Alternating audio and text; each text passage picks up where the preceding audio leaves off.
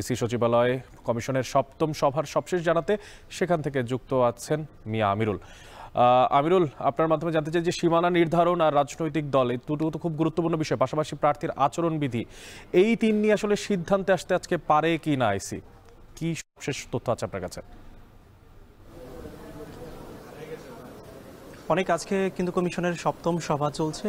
আমরা শুরুর দিকে কথা বলার চেষ্টা করছিলাম কমিশন সংশ্লিষ্টদের সাথে। তারা যেটি বলছিলেন যে মূলত সীমানা নির্ধারণের যে বিষয়টি সরকারের পক্ষ থেকে এসেছিল গত 12ই মে, যে আইন মন্ত্রণালয় থেকে একটি অধ্যাদেশ জারি করা হয়েছিল, সেখানে কিন্তু বলা হয়েছিল যে সীমানা নির্ধারণকে ভালোভাবে দেখার জন্য। আমরা ইতিমধ্যেই ইসি সূত্রের বিভিন্ন মাধ্যমে কথা বলছিলাম, যেমনটি জানতে পেরেছি যে এই সময় পর্যন্ত 75টি জায়গায় 607টি আবেদন পড়েছে, যে আসনগুলোর মধ্যে মূলত সীমানা নির্ধারণের বিষয়টি আর কি। আপনি জেনে থাকবেন যে 2008 সালের যে সীমানা পুনর্নির্ধারণ হয়েছিল সেই সময়টা কিন্তু মূলত যে ভৌগোলিক অবস্থান, জনসংখ্যার ঘনত্ব সহ যে বিভিন্ন বিষয়গুলো থাকে সেগুলো কিন্তু গুরুত্ব পেয়েছে বলা চলে। তবে যেমনটি অভিযোগ করা হচ্ছে যে তৎকালীন আওয়ামী লীগ সরকারের আমলেই কিন্তু মূলত কিছু কিছু এলাকায় তাদেরকে সুবিধা বেশি দেওয়ার জন্য মূলত কিন্তু সীমানাগুলো সেভাবে করা হয়েছিল।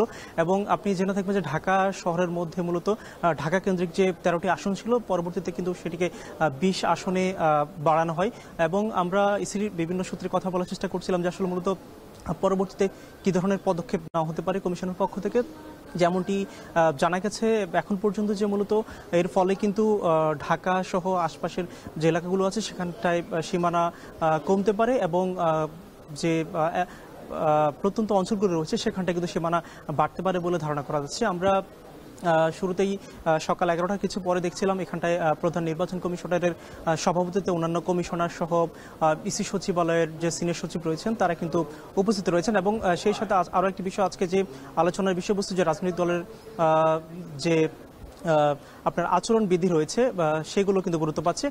আমরা জেনে থাকবো যে নির্বাচন ব্যবস্থা সংস্কার কমিশনের পক্ষ থেকে কিন্তু আচরণবিধি সম্পর্কিত বিভিন্ন ধরনের কথা বলা হয়েছে। তো আমি সবার খোঁজখবর রাখছি, একটু পরে আপনাকে বিস্তারিত জানাতে পারবো যে এখানটায় কী ধরনের বিষয়গুলো গুরুত্ব পাচ্ছে কিংবা আলোচিত হয়েছে।